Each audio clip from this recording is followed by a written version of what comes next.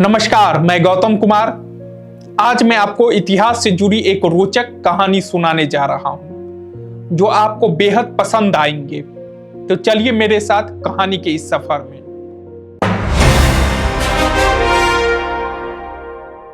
सम्राट अशोक की कहानी भारतीय इतिहास का एक महत्वपूर्ण हिस्सा है। अशोक मौर्य साम्राज्य के तीसरे सम्राट थे और उन्होंने अपनी नीति और प्रशासन से भारतीय उपमहाद्वीप पर गहरा प्रभाव छोड़ा। आइए अशोक सम्राट की कहानी के विस्तार रूप से जानते हैं। सम्राट अशोक का जन्म 304 ईसा पूर्व में हुआ था। वह चंद्रगुप्त मौर्य के पोते और बिंदुसार के पुत्र थे।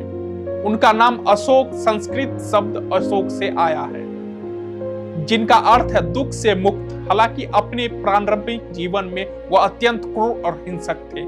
अशोक ने अपने जीवन के पहले दिनों में कई युद्धों में भाग लिया और अनेक प्रदेशों को जीता।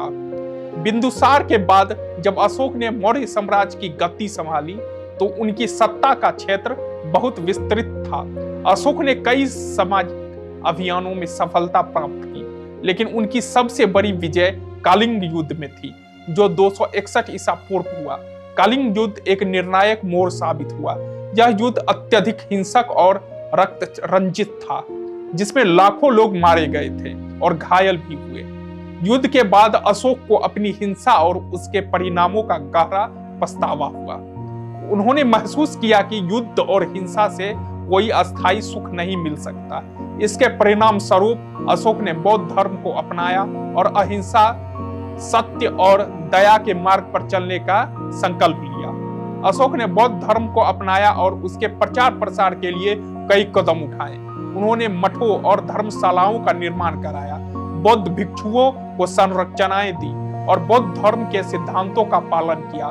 अशोक ने धर्म बंधन के प्रसार के लिए कई निर्देश नीति जारी किए, जो मानवता, समानता और अहिंसा को बढ़ावा देने के लिए थी। जिनके शासन के दौरान मौर्य साम्राज्य एक समृद्ध, शांतिपूर्ण और अहिंसक राज्य बन गया। अशोक ने अपने राज्य में सड़क बनवाए, जल आपूर्ति के लिए जलाशय और कुएं खुदवाए और जनता के कल्याण के लिए कई उपाय किए। अशोक का शासन भारतीय इतिहास में एक नायक के रूप में माना जाता है। धर्मनिष्ठा और समर्पण ने उन्हें धर्म सम्राट के रूप में प्रतिष्ठित किया। उनके शासन में युद्ध की जगह शांति और बौद्ध धर्म की शिक्षा को प्राथमिकता दी गई, जिसके साथ ही उनके शिलालेखों और नीति के सिद्धांतों ने भारतीय समाज में अस्थायी बदलाव ला दिए। सम्राट अशोक का शासन एक आदर्श शासन था, जहां धर्म, नीति और मानवता का समन्वय था। उनका जीवन और कार्य आज भी प्रेरणा का स्रोत है। ऐसे ही और भी इतिहास से जुड़ी कहानियों को सुनने के लिए बने रहिए हमारे साथ। हम फिर मिलेंगे, तब तक के लिए सुरक्षित रहें।